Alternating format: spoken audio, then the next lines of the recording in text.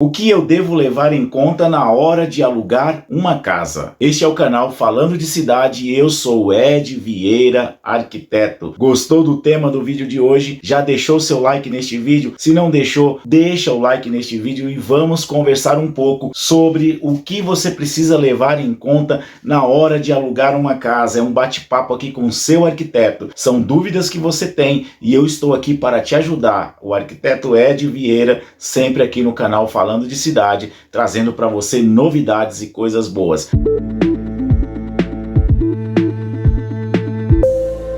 O que eu devo levar em conta na hora de escolher uma casa para alugar? Principalmente as pessoas que estão pensando em morar sozinho, as pessoas que começaram a pensar em se casar, estão pensando em locar uma casa. É o que está hoje mais em voga, é a locação e não a compra de uma casa, porque você acaba aí assumindo umas dívidas de muitos e muitos anos e que não é legal para muitas pessoas e algumas pessoas optam por alugar. Este é o seu primeiro aluguel? Eu estou aqui para te dar uma dica. O que você precisa fazer na hora que você vai alugar uma casa, o que você deve levar em conta, principalmente os casais mais jovens ou os jovens que vão morar sozinho. Eles costumam pensar: eu vou alugar uma casa, eu tenho que apenas pensar no pagamento do meu aluguel. Sim, você tem que pensar no pagamento do seu aluguel, mas tem umas outras coisas a mais que você também precisa levar em conta. Por exemplo, a localização da sua casa. Antes de você pensar como você vai pagar este aluguel, você deve pensar na localização desta casa, na localização deste apartamento. Muitas pessoas optam por locar um apartamento próximo das estações de metrô. Quem mora aí nas grandes metrópoles, é legal que você loque um apartamento próximo de estação de metrô. Ed, não precisa falar isso para mim, porque eu sei, todo apartamento próximo de um metrô é mais caro, até por isso, porque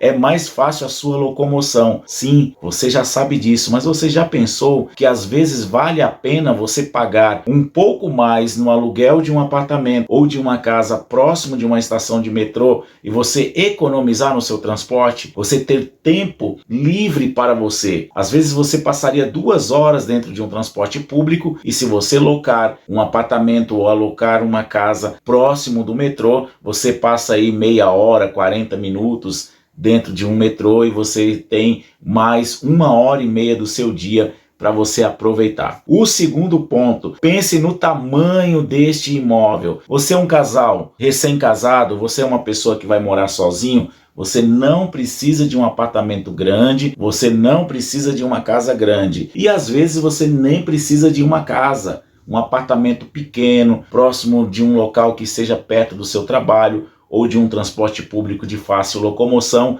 já te ajudaria e muito. Então vem comigo nesta dica. Pense no tamanho do seu imóvel. Vem com o canal Falando de Cidade. O tamanho do seu imóvel é importante para você? O que você precisa em uma casa? Eu vou trazer um vídeo aqui falando tudo o que você precisa para montar uma casa do zero. E dentro desta dica eu já adianto aqui para você. O que você precisa pensar? Você precisa comer, você precisa dormir e você precisa relaxar. Essas 3 coisas você precisa pensar na hora de alugar uma casa ou um apartamento. O que você precisa? E a terceira dica que eu quero trazer para você está na hora que você vai pensar em como você vai pagar o seu aluguel. Porque não é somente o aluguel que você vai pagar. Você tem os custos com o aluguel, você tem os custos com IPTU, que não são muito altos, a não ser que você alugue uma mansão, mas você tem que pensar. Os custos de IPTU são diluídos ali no valor do aluguel ou tem um valor à parte para você pagar. Você tem que pensar nos custos de condomínio no caso de apartamentos. Os apartamentos de prédios maiores, com uma grande quantidade de apartamentos, o condomínio costuma ser mais em conta. Mas os condomínios de prédios menores, com poucos apartamentos, com poucos moradores, o condomínio costuma ser muito alto. Você pode pagar um valor razoável de condomínio ou você pode pagar uma fortuna, dependendo do que o seu prédio te oferece. Não adianta você alugar um apartamento que tenha academia se você trabalha e não tem tempo de fazer academia. Se você alugar um apartamento que tem piscina nas áreas comuns do prédio, se você não faz uso desta piscina. Se tem uma área de lazer enorme e você não faz uso desta área de lazer. Então, na hora que você vai procurar, você já tem que pensar nisso. Eu vou ter um custo de condomínio. Quanto mais as vantagens que eu tenho no meu condomínio,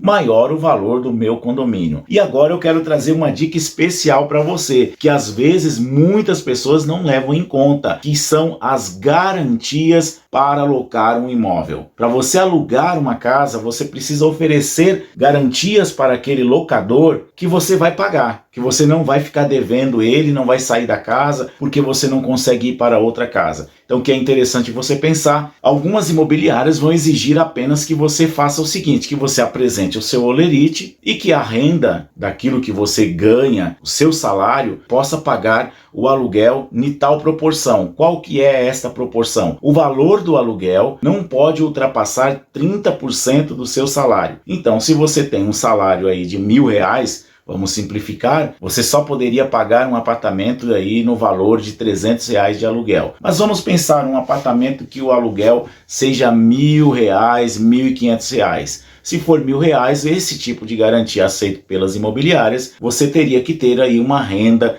de R$3.000, ou você morando sozinho, ou se você for um casal, a renda do casal teria que ser aí estes R$3.000, e se for R$1.500 o valor do apartamento, aproximadamente R$4.500 de salário, o salário seu, o salário do seu cônjuge. E se você for morar sozinho, é só o seu salário. Para o solteiro é um pouco mais complicado, porque ele não tem com quem compor a sua renda para cobrir este tipo de garantia. O outro tipo de garantia que nós temos é a garantia por fiador, através do fiador. Como que funciona isso? De forma simples, de forma descomplicada. A garantia a partir do fiador é o seguinte: você tem alguém que você confia, que esta pessoa confia em você, essa pessoa tem que confiar em você muito mais. Sabe por quê? Esta pessoa vai oferecer uma contrapartida para o locatário ou para a imobiliária de que se você não pagar, ele vai arcar com esta dívida para ele. E sabe o que muitas pessoas põem para ser o fiador? Põe a própria casa. Ou seja, você vai ter que ter uma pessoa que confia em você a ponto de confiar a casa dela caso você não pague o aluguel. Então é muito difícil você conseguir um fiador. O outro tipo de garantia que é a mais comum, que tem se tornado a mais comum, são as garantias através do seguro fiança. Há algumas empresas que oferecem esse tipo de serviço, são as garantias de fiança. O que significa esta garantia de fiança? Você vai pagar um seguro ali com valores mensais, vai ser um valor talvez um pouco alto, mas esse valor vai ser dividido em 12 meses e algumas empresas vão calcular de uma forma, outras empresas vão calcular de outra forma, mas você vai ter um valor a mais que você vai pagar mensalmente para ter este valor de seguro fiança para você conseguir alugar a sua casa. O outro tipo de garantia que você tem também ao alocar uma casa que você pode oferecer é a garantia a partir do depósito. O que significa? Este tipo de garantia é o tipo de garantia mais comum, que é a seguinte: você tem um valor de aluguel e você vai fazer um depósito antecipado no valor de 3 aluguéis. Algumas imobiliárias cobram 3 aluguéis, outras cobram 4, outras cobram 5. Vai depender da imobiliária, vai depender de quem está alocando esta casa para você, mas é um tipo muito comum